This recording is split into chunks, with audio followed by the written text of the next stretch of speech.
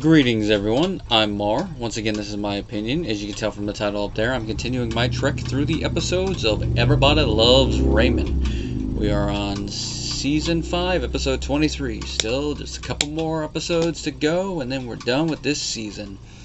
Now this is the episode titled Separation, written by Phil Rosenthal himself. And in this episode, we find out that not all is well in Debra's parents' marriage, even worse than what we thought before, and they're getting a divorce. Now they only bring that word up a couple times, and they say that they're separated, but as Debra puts it at one point in the episode, they're on the path to divorce. Before I get too far into the video, just a reminder, if you want to support the channel, both the Patreon and PayPal links are down below. If you want to continuously support the channel, go the Patreon route. You'll gain access to videos early, and you'll also be able to suggest topics for future videos, such as whatever happened to blue-collar workers in cinema, and also certain pilot reviews. If you just want to do one-off support or one-off requests, go the PayPal route. Either way, your support is appreciated. Now, separation.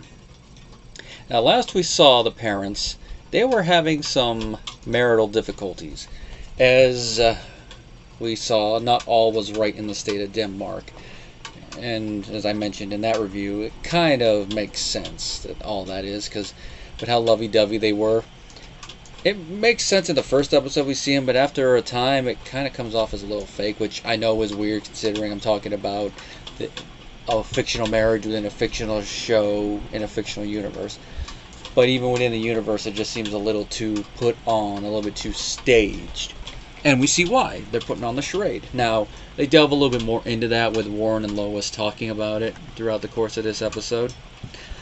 And we see, as they mentioned it, that was done to have it so people wouldn't question the fact that their marriage is falling apart slowly, and had been ever since Debra and her sister left the nest. Understandably, Debra is devastated because she thought that the two were going to talk it out, work it out, and when she finds out they're getting divorced, she's mad. Now, she's mainly blaming her mother, which, hold on to that thought, that comes up later in the episode. And part of that is with how her parents are, especially her mother, that, you know, like, everything has to be new, it has to be what's chic, what's current, what's in, which I really don't get the whole thing of following the trend like that, especially when it comes to, like, the fashion and all that. It's like, just be who you want to be. But I know not everyone's like that, and Debra's mother within the context of the show is one.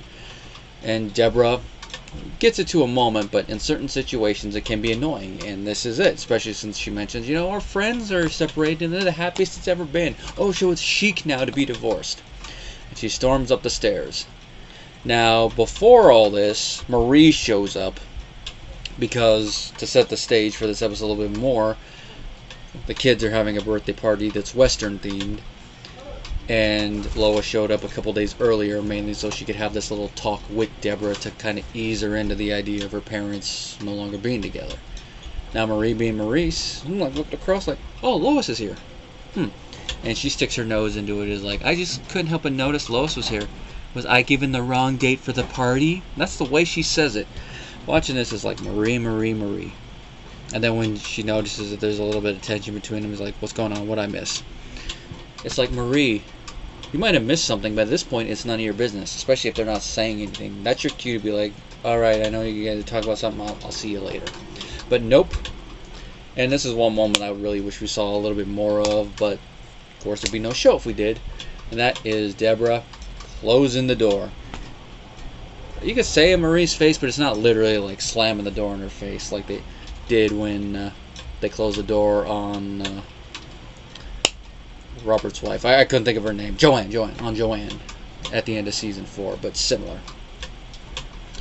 Now, after the discussion between mother and daughter, Lois goes across the street and talks with Marie, and she also talks with Frank. Now, one of my favorite little moments here is Frank comes into the kitchen in his underwear, because, you know, he walks out around without pants on when he's not expecting guests. And he sees Lois, and they're talking about it. And one of my favorite little lines of dialogue here is when Lois tells Frank that she and Warren are splitting up. He's looking at her and he's like, I'll put on pants. Because he realizes this is the type of talk you got to have with pants on. And to add to it, when Marie comes in, because he's still not wearing pants, he's like, nothing's going on. Well, now both Frank and Marie know And Marie, you know, does her usual stuff. You know, you talk about it so cavalier. I was raised to believe it's a sin to... Which I find a little amusing, because in season 2, didn't we learn there was a point in time when you and Frank were almost divorced? Now, in there they say it was all because of Ray's arm and all that, but we know there's probably more to it. They really did love each other, and given how these two characters are and how they talk, I have a feeling their religion did play a little bit of a role in the fact that they stayed together and didn't get divorced. I mean, everything is a conglomeration there, but in the back of their head, their religious views, and if you want to really get specific, Catholic guilt was there, and that added to it. Now there's a deleted scene that continues off from this moment, which I think I probably should talk about it right here instead of usually at the end when I normally do, because it adds a little bit to the dialogue here. Now it repeats one of the same jokes, which is why it's deleted, and also with everything else it really kind of would hurt the pacing a little bit. And even if they kept it in, it probably would have been deleted in syndication. But Frank and Marie talk to Lois about marriage. You know, Frank giving his ideas, Marie continuing her ideas. You know, like, I still don't like it. And of course, Marie scolding Frank about the pants. This is the second pair he's trying to put on, and he's like, you know, I hate those ones. Yes. And then as he's trying to put them on, who should walk in but Robert? And the pants are still down. And he's like, oh, Lois is splitting up with Warren. And the look on Robert's face, it's almost like he's thinking, what are they doing, a menage a trois in here? It's just a moment, it's like, oh god.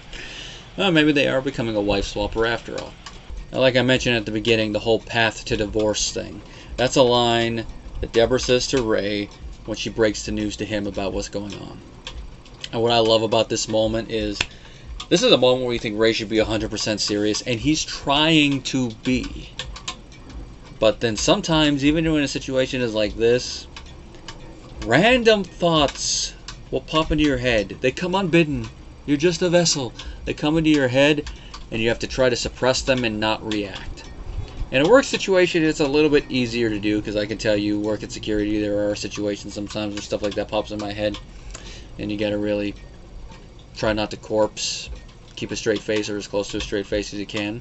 Well, we had to wear the masks. It was easier because it's like this, so if you bit your lip, it's a little bit harder to conceal, not like this where it's like... Now Ray, being at home and not at work, even if the situation is serious, it's a lot harder for him, and he bursts out laughing. And Debra is understandably upset with her husband. Like, this is not funny. It's just the way you said it. You know, path to divorce. And the way he tries to argue it, it's probably, oh, I would probably if I bought that, but I also would try to control my thoughts and all that a little bit more when I was told at the time. And he does, the following morning, try to make things a little bit better with her, you know, like has a little bit of a conversation with her, and it's like, you're the child of a broken home. And tries to console her, but it doesn't work. It's not until the next day, the day of the party, that she actually starts to feel a bit better about it when she has a conversation with Warren. But I'm getting a little ahead of myself. The day of the party, there's a lot of fun moments, like Ray and Robert arguing over who gets to play the bad guy for the party.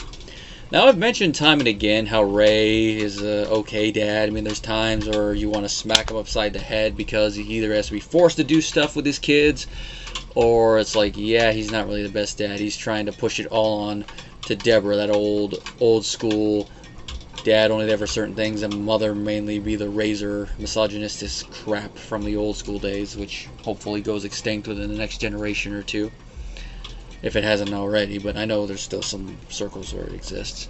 But there are times where he does want to have fun with his kids and be there, but like I said, be there only for the fun stuff. But I'm not going to get into too much of a rant on that here. Here, though, it's one of the things he really wants to do, because he loves the theme for this party. He wants to have fun with them. I mean, he says earlier that he's going to go into the big jumper. And here, he wants to be the bad guy, because it's funner to be the bad guy at a kid's theme party, especially when it's Western. You get to be the bad guy with that old mustache. As he puts it, it's Rotten Raymond.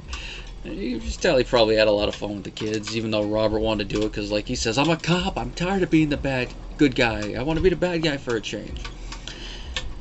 Now this leads to one of the few touching moments between Lois and Robert throughout the whole show.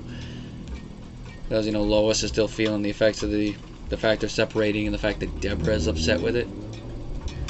And they have a little chat about it, and Robert tells her, hey, it gets easier with time. And they have a little moment, but then it gets a little weirded out because, it being a sitcom, we can't have a 100% serious moment like that unless it's something super, super, uber serious.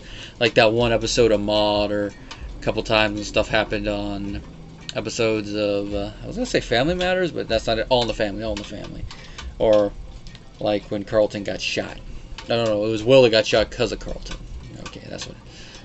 Stuff like that, where, there's a little bit of the dark humor there, but then it's kind of punctuated by it. But even that, in the course of this show, when he got gored by the bull, there was still the humor there, but that was because Ray and Frank were being insensitive about it. But the way that it's ending, it's so in character with them that it kind of seems like it might be a little bit of a romantic moment, which is why Robert gets a little freaked out. He goes at, and then after it, Lois is like, I can never get him. Up top, Debra has her conversation with her dad, and we find out the main thing about this is that Debra has always pictured her parents being together, and she's wanted them to be together, which is understandable. A lot of children always have an image of their parents being together, which, when you read enough stories and all that, you can see why when, let's say, they separate and they find new partners, why the kid might not be as accepting of the new partners, because they still have that mental image in their head of their parents being together and potentially getting back together, and the new partner ruins that. But this, she's just like, I always wanted to be together, I always pictured it, with all that, especially when she earlier says it's your parents that should be getting the divorce. That's debatable. I'm not going to get too much into that here, despite the fact it'd be topical, but I don't want to get off on a side tangent here, because then I'd have to actually prepare the notes of all the times where they should have, but we know, of course, that one time they almost did, but since then they probably haven't, other than that one episode in season 1 where they were gone for a day from one another. I think that's the closest in the show's actual chronological order without flashbacks where they've come close to divorce. Now, as she's talking with Warren, we find out that Lois is not the one that decided to go, we're getting a divorce. It was him. He's the one that said it was over. And he's the one that goes through and is telling Debra, we've had trouble for a long time since you moved out and all that. It's gotten worse. We've tried it. And, I picked that place in New Jersey, in Piscataway. They don't name the city, but remember, it's Piscataway, as Frank said in that episode. Hey, that's a funny sounding name. I just didn't look where in New Jersey it is, if it's an actual place. But Piscataway, New Jersey. Just as funny of a name as Hackensack. Lake Tahoe. Tahoe. But we find out that Warren is the one that said, we're done. We tried what we could do. Didn't work as much. And we're done.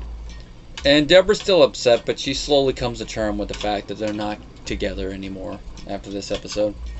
And she's like, why do you say the vows if you don't mean them? It's like, we meant them then. Which is true. When you say you should mean them, you shouldn't get married just cause, oh, you impregnated my daughter. It's like, if you're gonna get married just because you have a kid, it should be because you already were planning on getting married, not because you're being forced to. And meeting the vows, working together, trying to work for it. They were together 40 plus years, so they did give it a shot. That's one of those things that if you get divorced after that long, you can kind of see it, especially if they seem incompatible. Which, I was thinking this when it was said by Lois, when she said that. It's like, if you guys were never compatible, why'd you guys get married in the first place? It's one of those things that, isn't the dating process when you're supposed to figure out if you're compatible or not get married and then figure out if you're compatible? So one of those things of looking at it yeah, if you guys didn't think you were compatible, why'd get married? Unless you guys got married and found out afterwards. Of course, thinking of that reminds me of a scene from the ending of my favorite Hitchcock film, Rear Window, where the two newlyweds is like, you've told me that blah blah blah. You should have known that before he put a ring on your finger, not afterwards. So a little bit of dark humor there for Hitch. But back on topic here, it's yeah, they probably should have figured that out before, and they found out while working through it for the course of 40 years that they were compatible, and here we are. It's over, and Warren made the call. Like I said, Debra is going to get used to the idea. However, it is going to come back up in a couple other episodes. I forget if it's season 8 or season 9. I think it's season 9. Their relationship is going to be revisited in a way that with the characters that are introduced by that point, it will make it very humorous. And of course, like I mentioned, the whole thing about them getting new partners, that's actually going to be a topic for an episode that's, I believe, season 6. So wait until this coming season, we're going to have a fun episode there. Now that's one I saw for the first time in syndication, so I'll be able to talk about what was cut out when we get to that one. Now I love the ending one of this episode because this whole thing about divorce is a serious subject, and that's the good thing about fiction is you can handle it, and depending on the genre, handle it super seriously, or if it's a sitcom or some comedy, you can handle it, be serious when you need to be, but interject humor to try to soften the blow, as it were.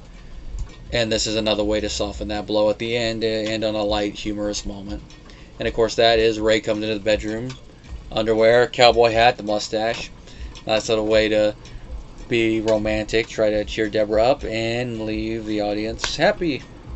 Now the fun thing about this, when you watch the blooper reel for this season, there's so many different takes. Like he comes in with the little cowboy hat and the mustache is true. Several takes where he comes in with different partners, hinting at that menage a trois joke there. He comes in with, I think it's one of the behind the scenes female workers.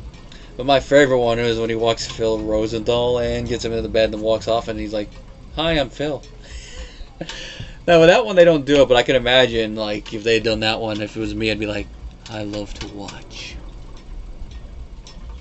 But it's just implied with how it is. It's a fun little blooper moment, so nice to put that there.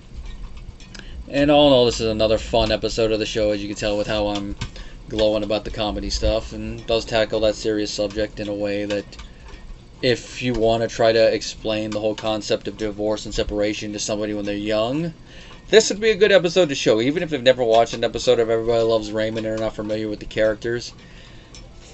Depending on how old they are and how well they can handle episodes and movies and all that, they should be able to catch on to everything, the dynamics of the characters, and be able to digest the topic. Or if you're trying to figure out a way to explain the concept of divorce to somebody, whether you're going to be going through it, you know somebody's going through it, or they ask a question about it, you can watch this episode and figure out a way to explain it based on the talks the different characters have. Another good thing about fiction, always there to help you out. Now, next episode is going to be one of my favorite episodes of the whole show. I don't remember if it was in the top 10 video. I believe it was. It's definitely one of my favorites of this season, and it's going to involve giving Marie another coat. Till next time, guys.